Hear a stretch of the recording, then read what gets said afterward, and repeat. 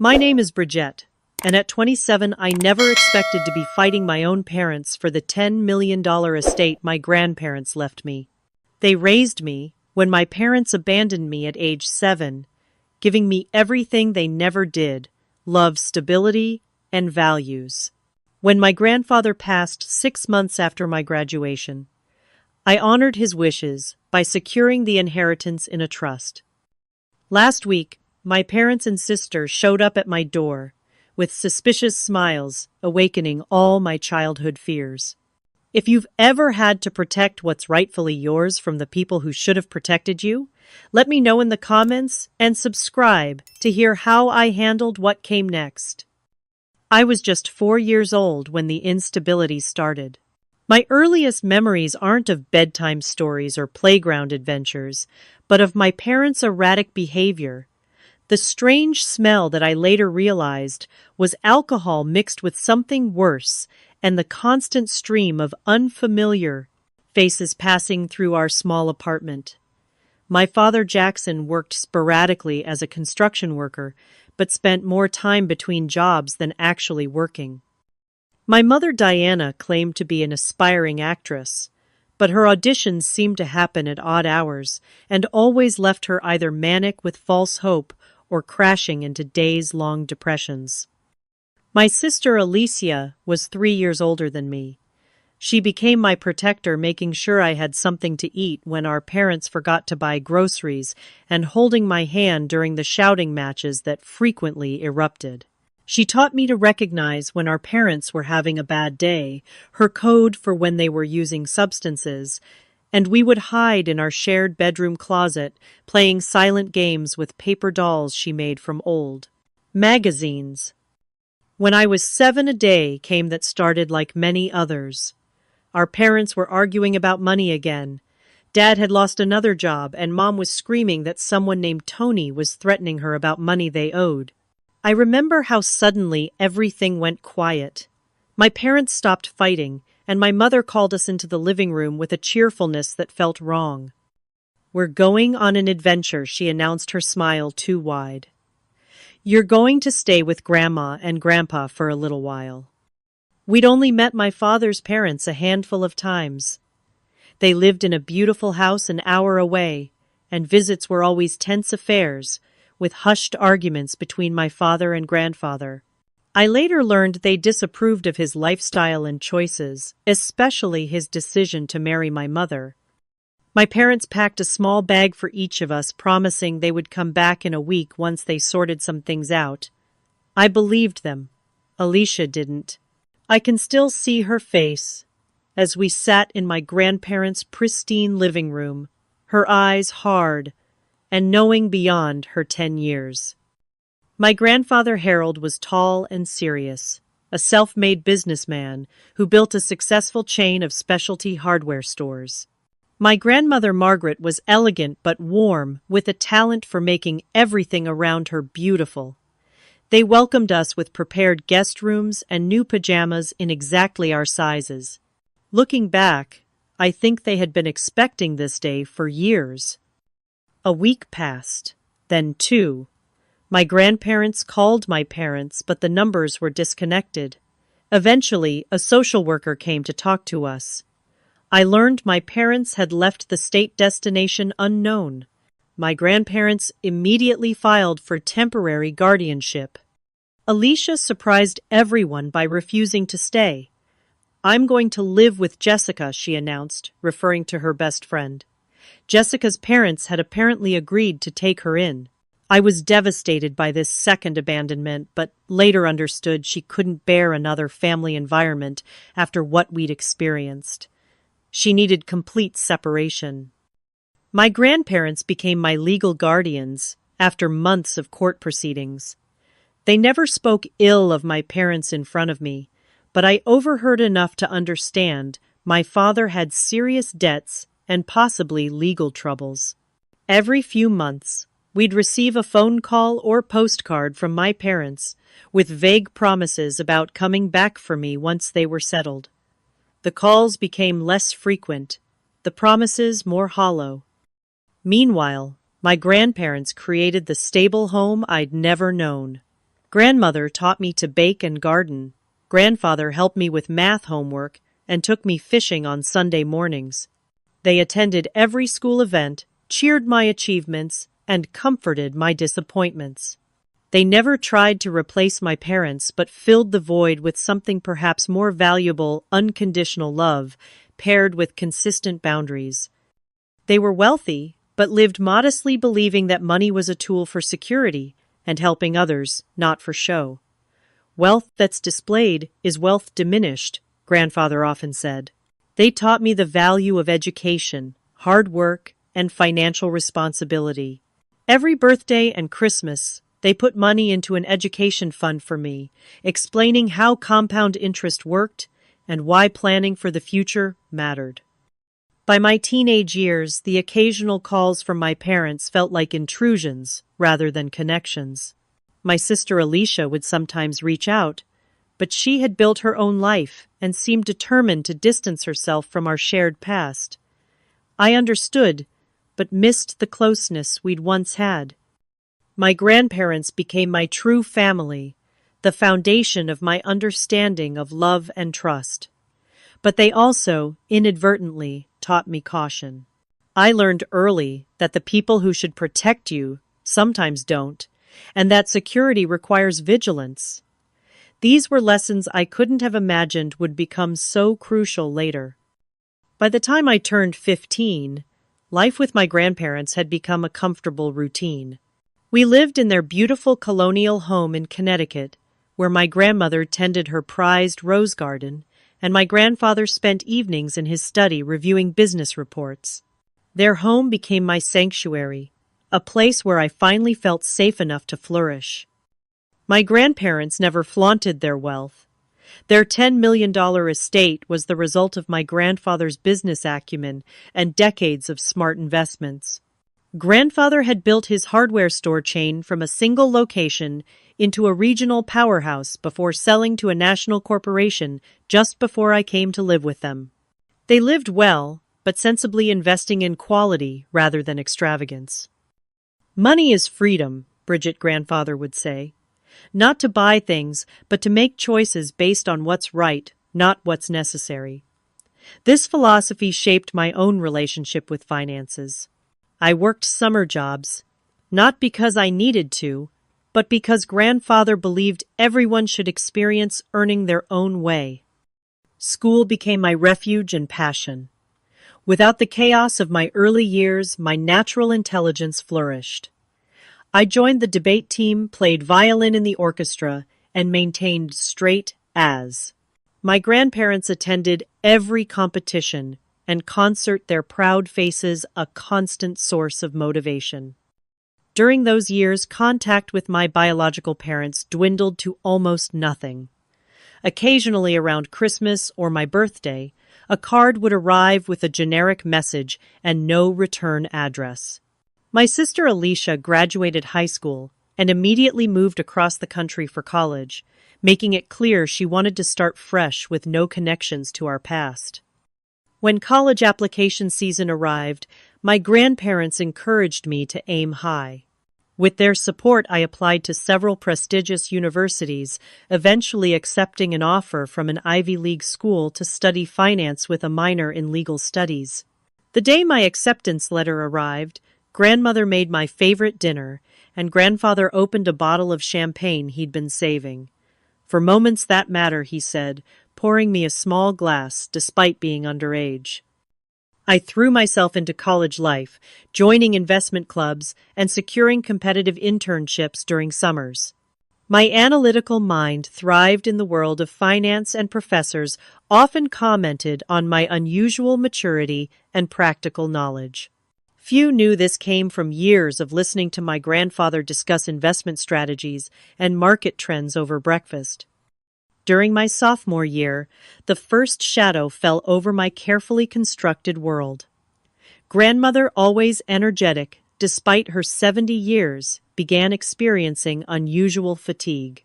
Tests revealed an aggressive form of cancer that had already spread. The prognosis was poor.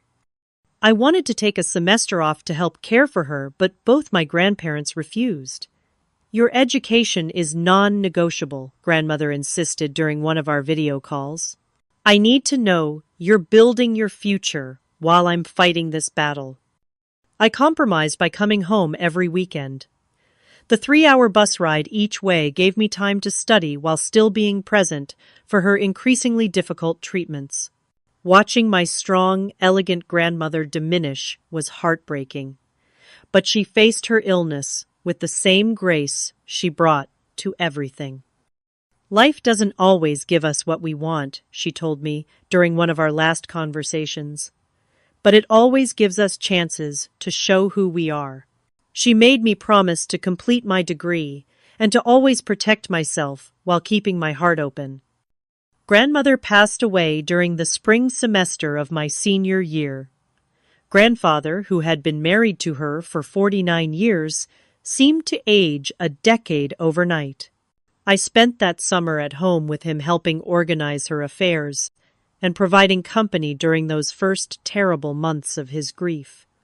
Despite his personal loss, grandfather insisted I return to school for my final year. Margaret would haunt me if I let your education suffer, he said with a sad smile. We set up weekly video calls, and I came home monthly.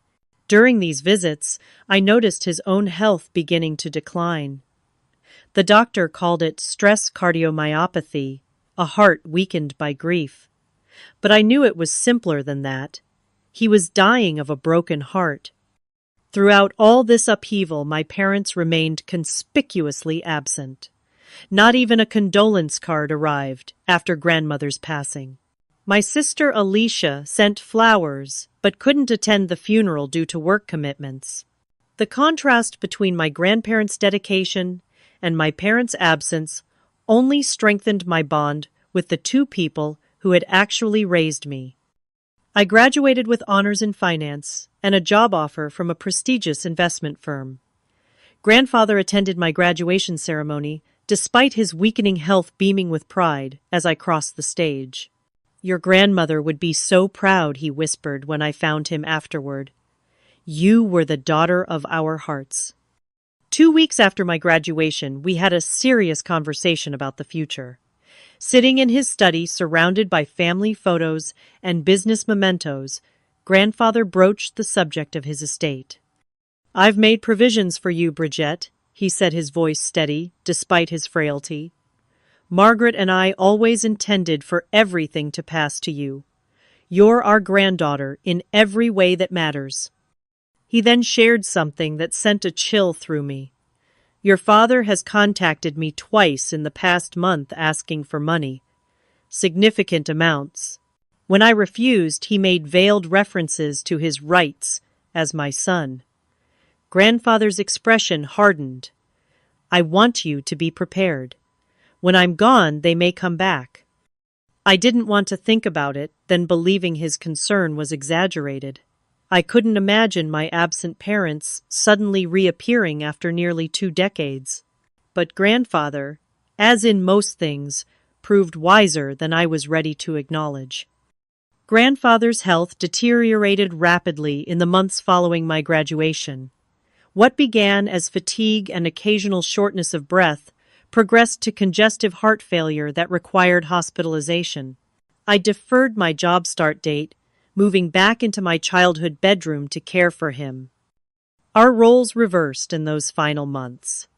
I managed his medications, coordinated with home health nurses, and sat with him during long afternoons, while he drifted between sharp lucidity and gentle confusion. During his clear moments, he continued my financial education now with a new urgency. People show their true nature when money is involved. He told me one evening as I helped him review some documents. Even family, perhaps especially family. He insisted on introducing me to his longtime attorney, Patrick Sullivan, who began including me in discussions about the estate. I learned that my grandparents had amassed considerable wealth beyond the family home and investment accounts I knew about. The total estate approached $10 million. Your grandmother and I built this for you, Bridget, grandfather said, when he saw my shock at the figures. We always knew you would use it wisely. One rainy Tuesday, 6 months after my graduation, I found grandfather unresponsive during his afternoon nap. The paramedics arrived quickly, but could only confirm what I already knew. He had passed peacefully in his sleep, joining grandmother after just 14 months apart. The funeral was small, but dignified exactly as he would have wanted. My sister Alicia attended this time, standing awkwardly in a black dress she clearly had bought for the occasion. My parents did not appear. Later, I learned they had called the funeral home, asking about arrangements, but never made the trip. The reading of the will took place in Patrick Sullivan's wood-paneled office downtown. I sat alone across from him, a single beneficiary where there should have been a family. The terms were straightforward. I inherited everything. The house, the investment accounts, the insurance policies, even grandfather's collection of rare coins and grandmother's jewelry. Patrick handed me a letter after reviewing the documents. Harold asked me to give you this privately, he explained, leaving me alone to read it. My dearest Bridget, if you're reading this, I've joined Margaret, which brings me peace, even as I regret leaving you. You have been the greatest joy of our later years, and we couldn't be prouder of the woman you've become. The inheritance you've received comes with responsibility. You have the intelligence to manage it, and the heart to use it well. But I must also warn you, your parents have significant debts and a history of financial mismanagement that continues to this day. I have reason to believe they may attempt to access these funds through you. Consider consulting with Patrick about establishing a trust. It would protect you and honor our wishes for this legacy. Remember that money is only a tool. Your real inheritance is the strength and discernment we tried to nurture in you. Trust your instincts. They're excellent. All my love, grandfather. I sat in that quiet office, tears streaming down my face, feeling both enormously blessed and suddenly very alone. The responsibility of this inheritance felt overwhelming, but beneath that was a deeper concern. My grandfather's warning echoed my own unacknowledged fears about my parents' potential reappearance. Over the next 2 weeks, I threw myself into managing the practical aspects of my new situation. I arranged for the house to be maintained while I decided whether to live there or sell it. I met with financial advisors recommended by Patrick to understand the investment portfolio. I sorted through personal belongings, a bittersweet task that brought equal measures of tears and smiles. During this period, I received a surprising email from Alicia. After years of minimal contact, she was suddenly interested in reconnecting. Her message mentioned hearing about family matters that need discussing and suggested she visit soon. The timing struck me as suspicious. Acting on an instinct I couldn't fully articulate, I scheduled another meeting with Patrick. My grandfather mentioned the possibility of establishing a trust, I began. I'd like to understand what that would involve. Patrick explained various options, ultimately recommending an irrevocable trust with specific disbursement terms. It would protect the assets from creditors or claims, he noted. Once established, even you wouldn't be able to simply withdraw everything, which can actually be beneficial in certain situations. Like if someone were pressuring me for money, I asked directly. Patrick's expression confirmed my suspicions. Exactly like that. Before making my decision, I asked Patrick to conduct some discreet inquiries about my parents' current situation. The results were worse than I expected. My father had declared bankruptcy twice in the past decade. There were tax liens, defaulted loans, and even a pending lawsuit from investors in a failed business scheme. My mother had similar financial issues, along with multiple maxed-out credit cards. Between them, they had accumulated debts approaching $500,000. This information, coupled with their sudden interest in family matters and Alicia's unexpected outreach, made my decision clear. I established the irrevocable trust with Patrick's guidance, structuring it to provide me with reasonable income while protecting the principal from potential claims or my own potential mistakes. The process took just over a week to complete. 3 days after finalizing the trust paperwork, I received a call from an unknown number, Bridget's dad. "Your mom and I are in town. We thought it was time we all reconnected as a family." Just like that, after 20 years of absence, they were back in my life. The timing couldn't have been more suspicious, or more fortunate, given that the trust was now legally established. The doorbell rang at exactly 6 o'clock on Friday evening, just as they had proposed over the phone. I took a deep breath, straightened my shoulders, and opened the door to face the people who had abandoned me 2 decades earlier. My father Jackson had aged poorly, his once handsome face, now puffy and lined with the distinctive broken capillaries of a long-term drinker across his nose and cheeks. My mother Diana had maintained herself better. Her blonde hair clearly colored but stylishly cut her slim figure, showcased in an expensive-looking dress that somehow still managed to appear slightly inappropriate for a family. Dinner. Behind them stood my sister Alicia, now 30 years old, and almost unrecognizable from the protective 10-year-old who had once held my hand through our parents' chaotic episodes. Her expression was harder to read than our parents' transparently eager faces. "Bridget," my mother exclaimed, stepping forward to embrace me as if we'd seen each other last week rather than 20 years ago. She smelled of expensive perfume and mint gum masking something else. "Look at you, all grown up and so beautiful."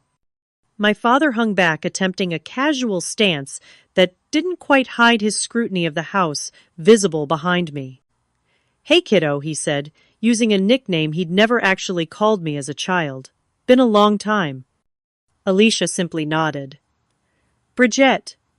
I invited them in, leading them to the formal dining room, where I'd set the table with grandmother's good china. It seemed appropriate somehow, as if her presence might fortify me through this surreal reunion. "What a lovely home," my mother gushed her eyes, cataloging every piece of furniture and art as we walked. Harold and Margaret always had impeccable taste. "Thank you," I replied simply. "They made it a wonderful place to grow up." A flicker of discomfort crossed my father's face at the pointed reminder of their absence during those years. He quickly masked it. "Well, we're just glad to finally be here. Water under the bridge, right, family is family." Dinner was an exercise in careful navigation. They asked superficial questions about my life, nodding with exaggerated interest at my responses. I provided bare minimum answers while observing their interactions. My mother dominated the conversation, while my father repeatedly steered topics toward financial matters with poor subtlety. "So I hear Harold did quite well with that hardware chain he mentioned, while cutting his roast beef. Always the businessman, my father." "Yes," I answered neutrally. "He was very successful." "Must have left quite a nest egg," he continued, his casual tone belied by the intensity in his eyes. "For the family, I mean." Alicia, who had been mostly silent, suddenly spoke up. "Dad, maybe dial it back a notch." He shot her an irritated glance but forced a laugh. "Just catching up, that's all. A father can be interested in his daughter's situation, can't he?" My mother quickly changed the subject, launching into a long explanation of their current business venture, something involving wellness products, with vague descriptions and grandiose profit projections. "We're just looking for some initial investors to get over the startup hump," she concluded, her smile bright and false. "It's going to be enormous." After dessert, my father suggested a tour of the house, his interest particularly focused on grandfather's study. I obliged, watching, as he examined the room that had once been the center of my grandfather's business activities, his eyes lingering on the empty spaces where valuable items had once been displayed. "Where's Dad's coin collection?" he asked abruptly. He was always going on about those rare coins of his. "In secure storage," I replied truthfully, having moved them to a safe deposit box shortly after grandfather's passing. He nodded disappointment poorly concealed. Smart. Valuable things, those coins. When we returned to the living room, my mother launched into reminiscences that bore little resemblance to my actual childhood. According to her revised history, they had made the heart-wrenching sacrifice of leaving me with my grandparents to give me advantages they couldn't provide, always intending to return once they were established. "We always kept track of you, sweetheart," she insisted, reaching for my hand across the coffee table. I allowed the contact, but felt nothing beyond a clinical curiosity at her performance. "It broke our hearts to be apart from you, but we knew Harold and Margaret could give you the best of everything." "Yes," I said evenly. "They did." The evening continued in this vein, with increasing hints about their financial situation. My father mentioned his temporary cash flow issues that had unfortunately persisted longer than expected. My mother spoke about medical bills from unspecified procedures. Alicia remained mostly silent, watching the performance with an unreadable expression. As they prepared to leave, my mother delivered what was clearly their planned approach. "We've taken a suite at the Riverside Hotel, but we're thinking of staying in town more permanently. To be close to you, of course. We have so much time to make up for." "How long are you planning to stay?" I asked. "Well, that depends," my father interjected. "We're exploring some local business opportunities. Maybe you'd like to hear about them over lunch tomorrow, just you and me catching up on father-daughter time." I agreed to lunch more out of curiosity about their agenda than any desire for reconnection. After they left, I sat in grandmother's favorite armchair, processing the surreal evening. Their timing, their sudden interest, their thinly veiled financial inquiries, all confirmed my worst suspicions. The next morning, I called Patrick Sullivan and requested an urgent meeting before my lunch with my father. The attorney listened to my account of the previous evening with a troubled expression. "This confirms my concerns," he said after I finished. "Your father contacted our office last week asking about the status of Harold's estate. We provided no information, of course, but the timing of their arrival immediately afterward speaks volumes." "Did he know about the trust?" I asked. "No, that information isn't public. The will is, however, which would show you as the sole beneficiary."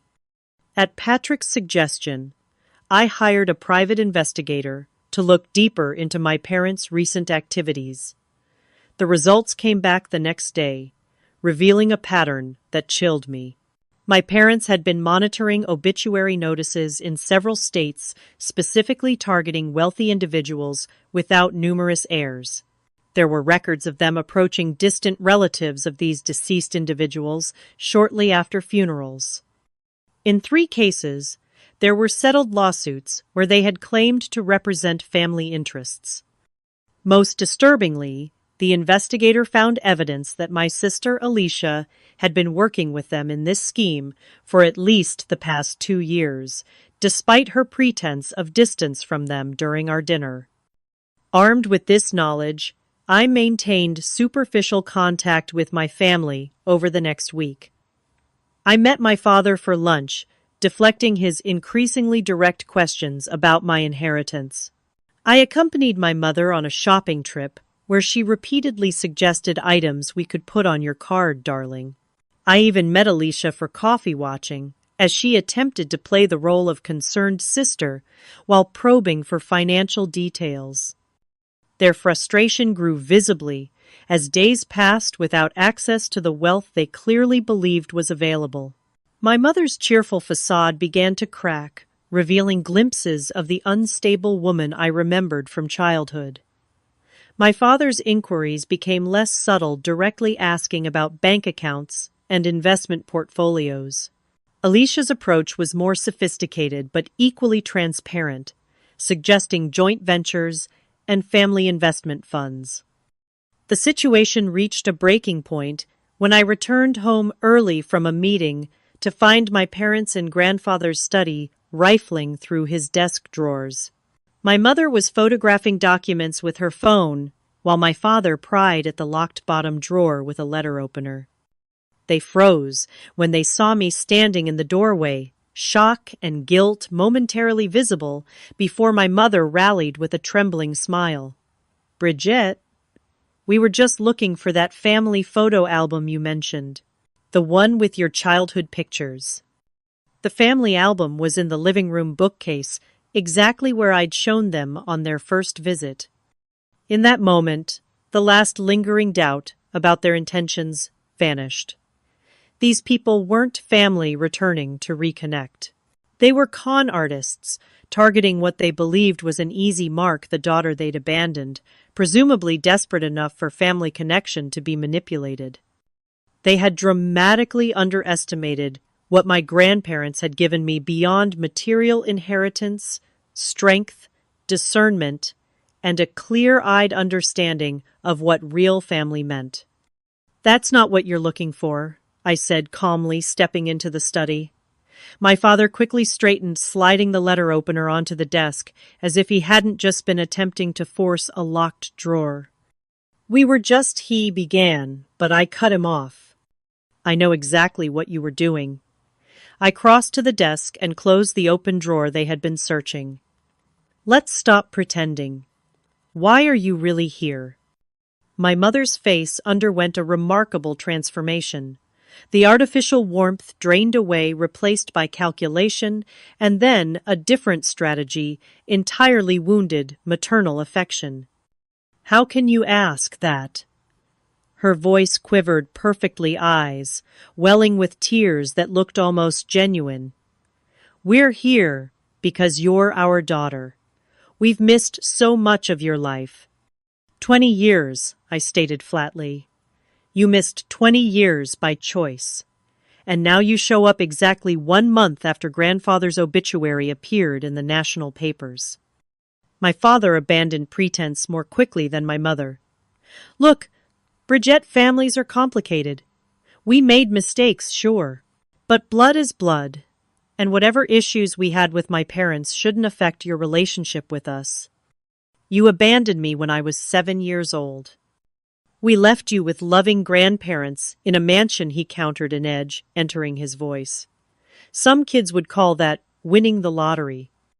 Alicia appeared in the doorway, clearly drawn by our raised voices. "What's happening?" "I caught them searching grandfather's desk," I explained, not taking my eyes off my parents. "Apparently, they're looking for financial information." Alicia hesitated, glancing between us, before attempting a reconciliatory tone. "Bridget, I'm sure they were just curious.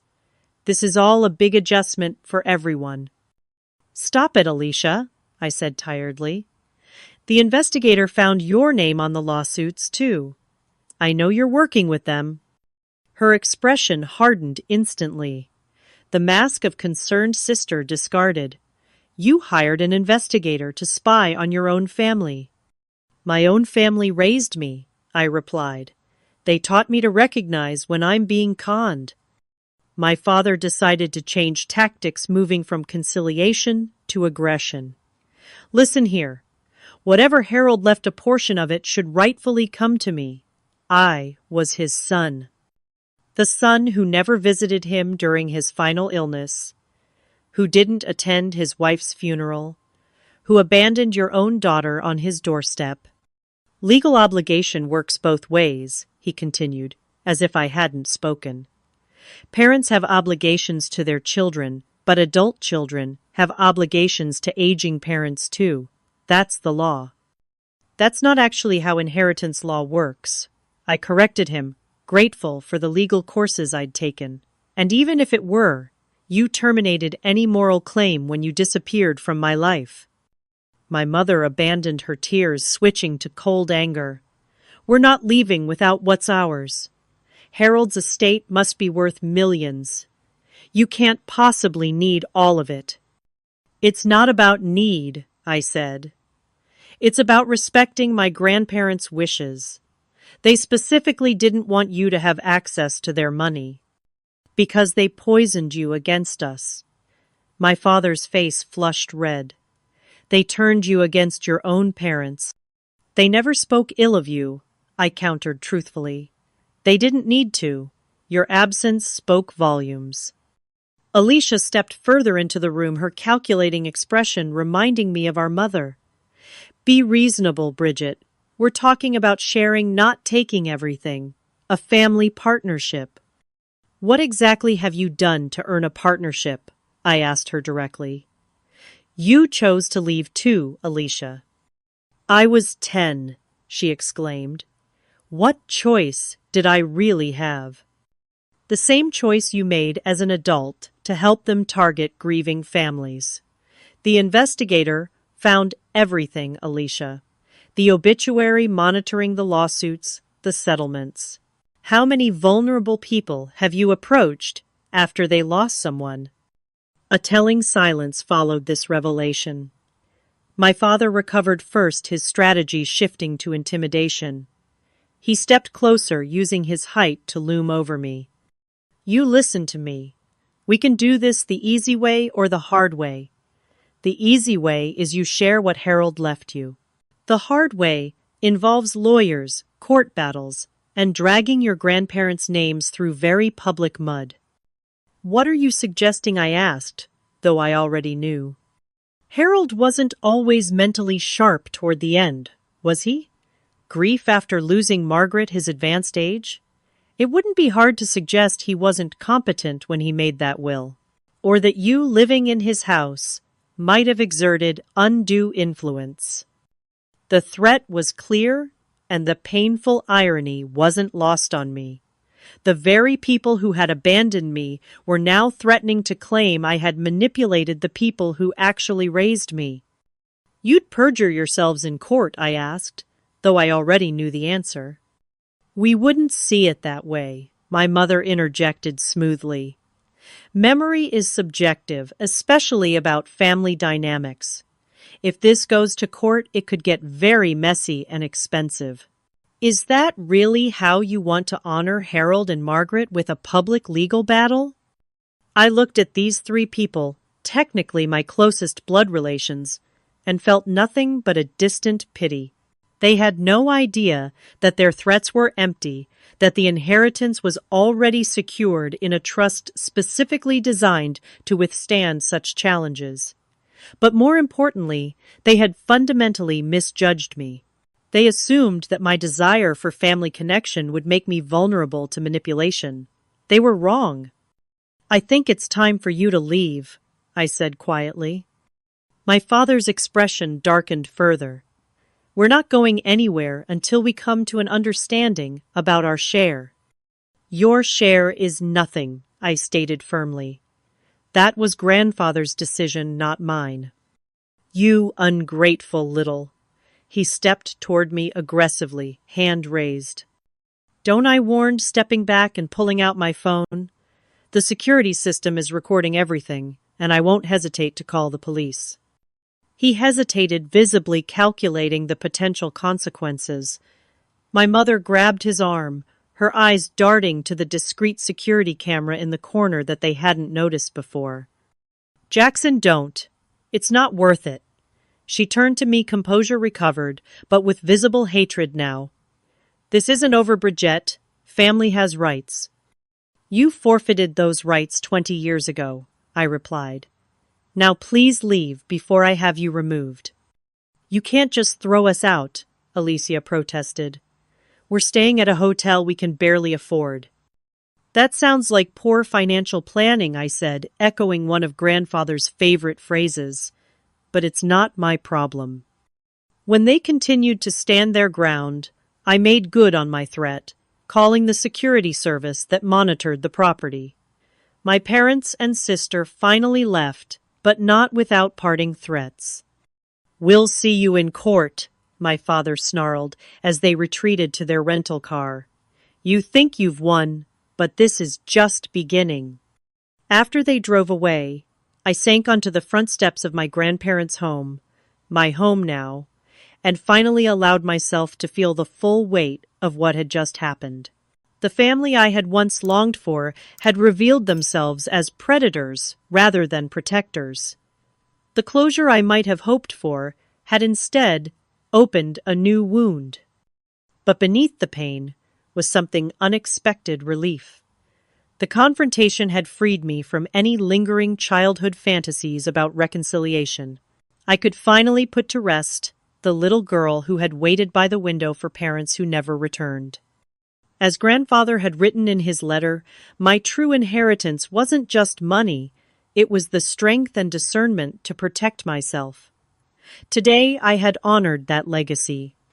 True to their threat, my parents filed a lawsuit contesting grandfather's will the following week.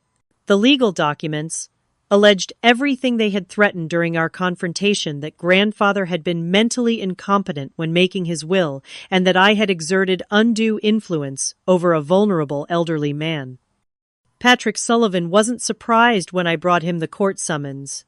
"We anticipated this," he reminded me, reviewing the documents. "The trust structure will make their case extremely difficult, but we should prepare for an unpleasant process." He assembled a legal team specializing in estate litigation.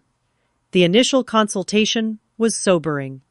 "They're asking for 50% of the estate," the lead attorney explained. "Their filing includes dozens of spurious claims, but the core argument is that your grandfather was not of sound mind when he excluded his only son from his will." "He was absolutely lucid," I affirmed. "We discussed his estate planning decisions explicitly." "We'll need to prove that," the attorney cautioned. "Medical records witness testimony documentation of his decision-making capacity. Meanwhile, they'll try to paint you as a manipulative influence who isolated him from his loving family." The irony was almost too much to bear.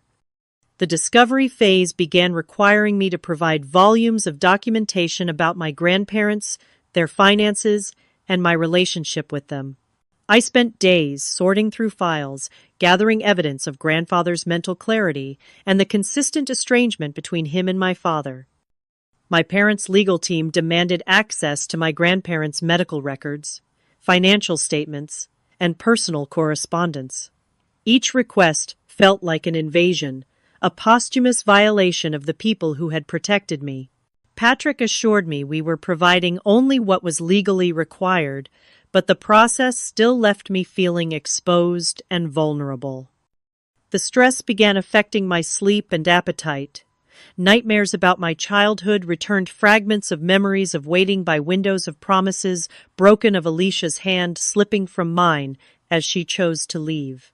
I would wake gasping, my heart racing, unable to fall back asleep. At Patrick's suggestion, I began seeing Dr. Lauren Chen, a therapist specializing in family trauma. Our sessions became an anchor in the stormy sea of litigation. "What you're experiencing is a complex grief," Dr. Chen explained during one session. "You're mourning your grandparents while simultaneously confronting the renewed betrayal by your parents and sister. That's an extraordinary emotional burden." She helped me develop coping strategies for the stress, daily meditation, journaling, and setting boundaries around when I would engage with legal matters. "Don't check legal emails after 7 p.m., she advised. "Your brain needs time to rest from the conflict." Through therapy, I began to understand that my worth wasn't tied to my parents' approval or even their acknowledgement. Their behavior reflects their own character deficits, Dr. Chen pointed out, not your value as a person. Meanwhile, the legal process ground forward. Depositions were scheduled, starting with mine. For 6 grueling hours, I answered questions designed to make me appear calculating and manipulative. My parents' attorney tried repeatedly to trip me up about conversations with grandfather, suggesting I had planted ideas about disinheriting my father.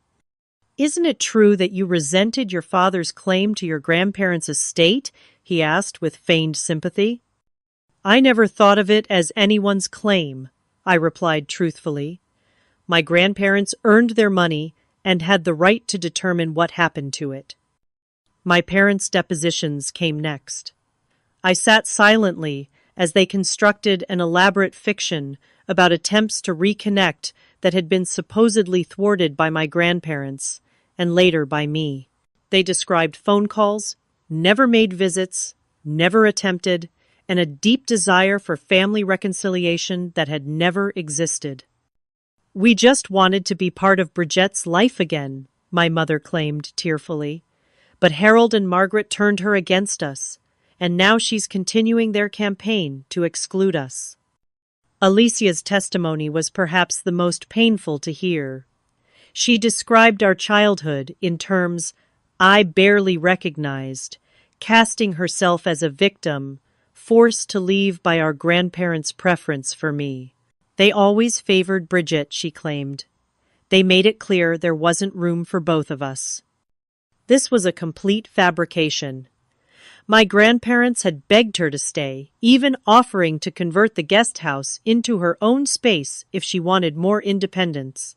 But Alicia's testimony revealed how thoroughly she had rewritten our history to justify her choices.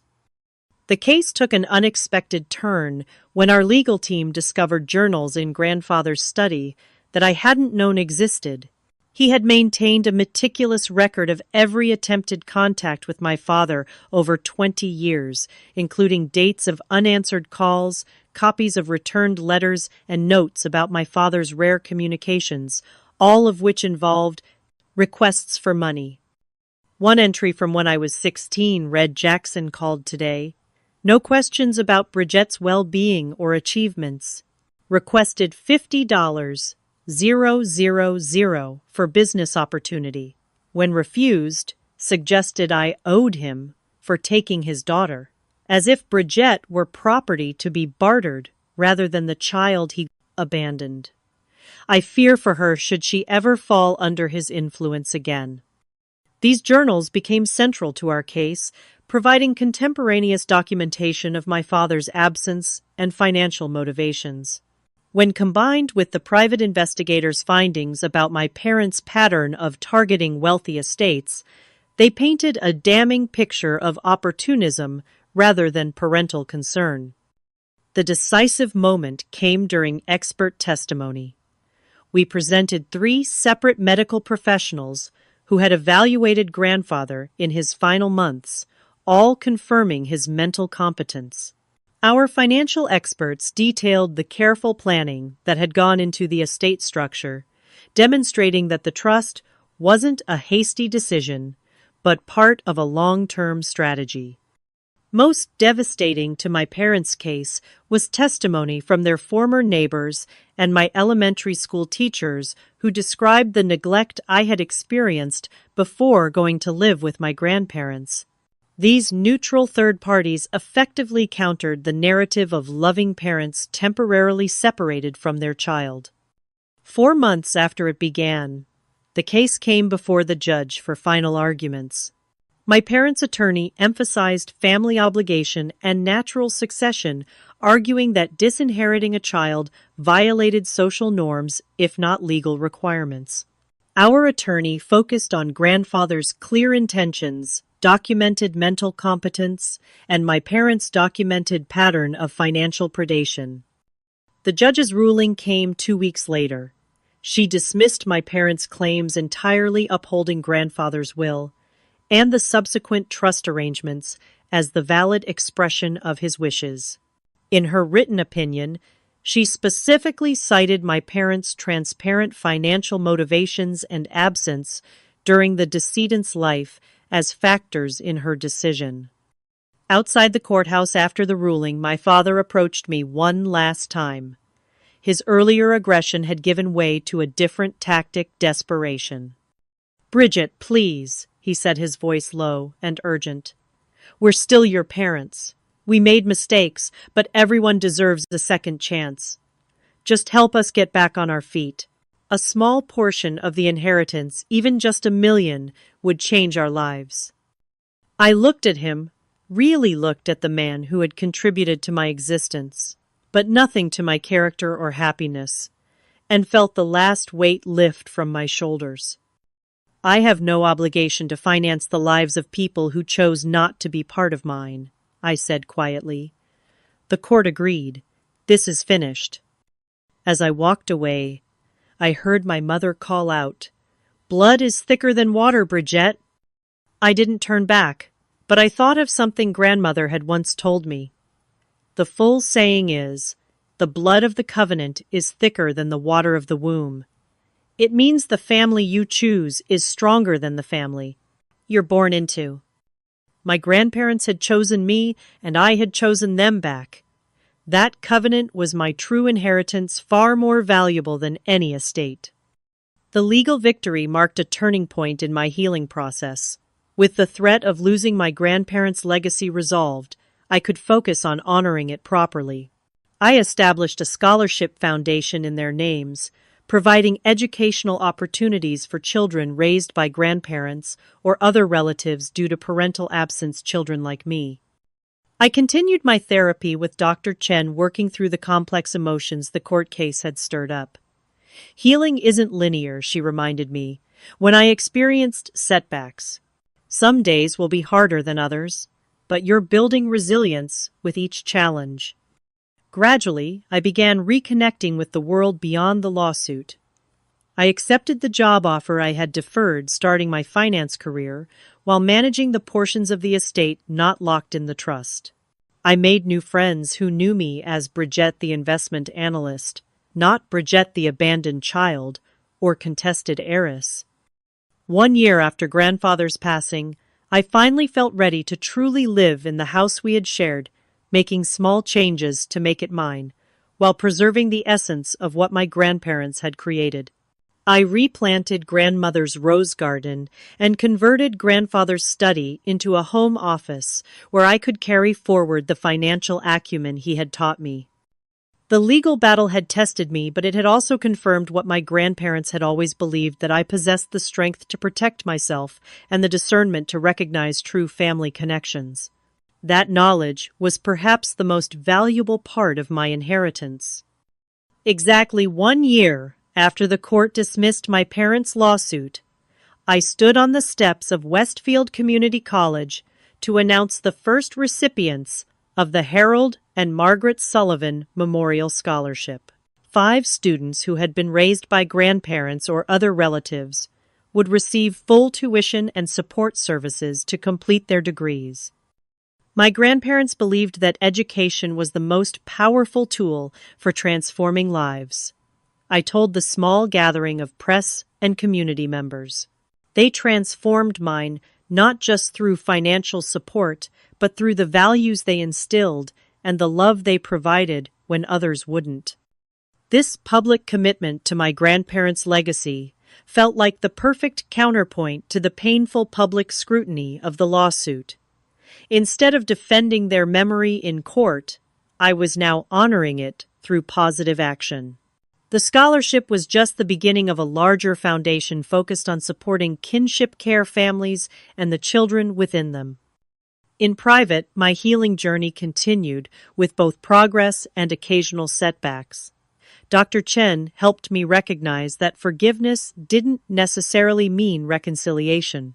Forgiveness is something you do for yourself, she explained during one of our now monthly sessions.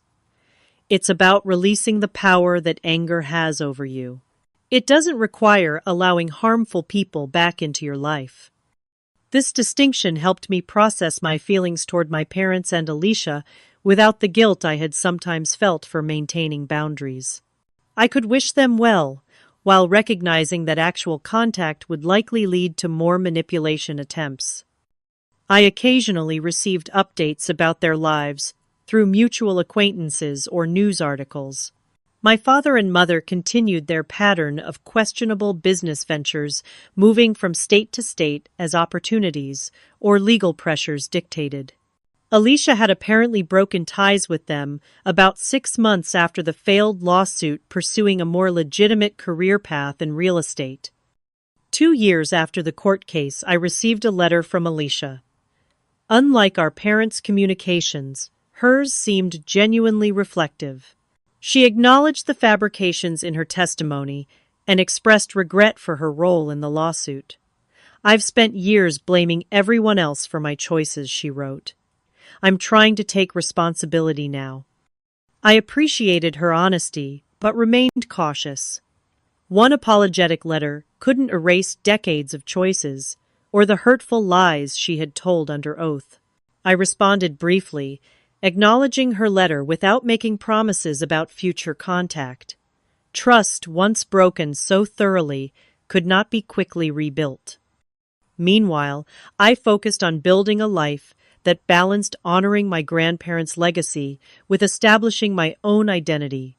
The investment skills grandfather had taught me served me well in my career, where I specialized in helping clients establish ethical, sustainable portfolios.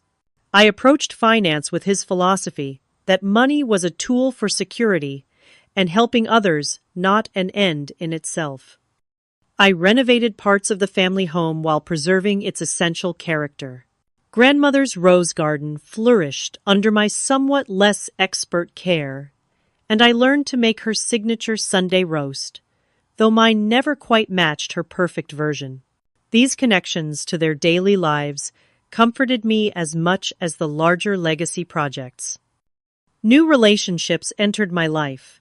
Colleagues who became friends, neighbors who shared gardening tips, and eventually Thomas, a kind architectural historian I met while researching the history of my grandparents' house for preservation purposes. These connections formed slowly as I learned to balance caution with openness.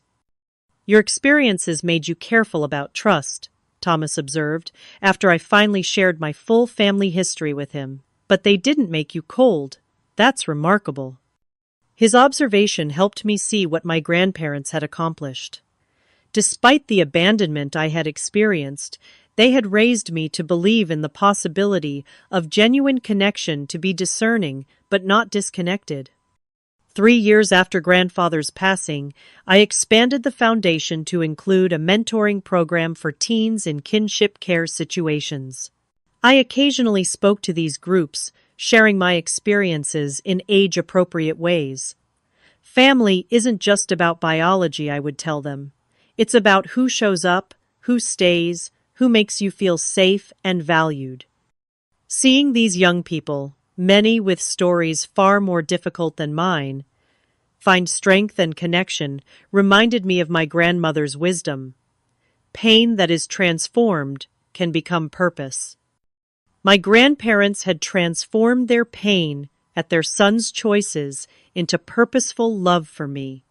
Now I was transforming my experiences into support for others navigating similar paths. This continuing circle felt like the truest way to honor what they had given me.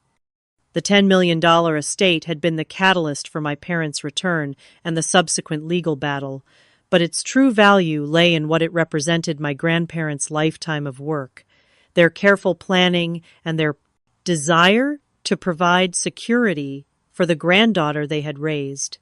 By using it thoughtfully, protecting some for future security, while deploying other portions to help others, I was fulfilling their intentions more completely than any court document could express. As I approach my 30th birthday, I recognize that my story continues to evolve. The abandoned 7-year-old, the beloved granddaughter, the contested heiress, the foundation director, these are all chapters in an ongoing narrative. What remains constant are the values my grandparents instilled: integrity, compassion, discernment, and the courage to protect what matters. The irrevocable trust that initially protected the estate from my parents' claims has become a symbol of something deeper: the boundary between allowing people into your heart and allowing them to exploit your vulnerability. I've learned that these boundaries aren't selfish, they're essential to meaningful connection. If you've ever had to protect yourself from family who should have protected you, know that you're not alone. Setting boundaries isn't about revenge or bitterness. It's about creating space for genuine relationships to flourish. The family we're born into may shape our beginnings, but the family we choose and who chooses us shapes our character and future. Has someone in your life stepped up when others stepped away? I'd love to hear about the people who became your true family. Leave a comment below, like this video if it resonated with you. Subscribe for more stories about finding strength in difficult circumstances, and share with someone who might need to hear that family is about love, not just blood. Thank you for listening to my journey. And remember, your worth isn't determined by those who left, but by the courage it takes to remain true to yourself despite that leaving.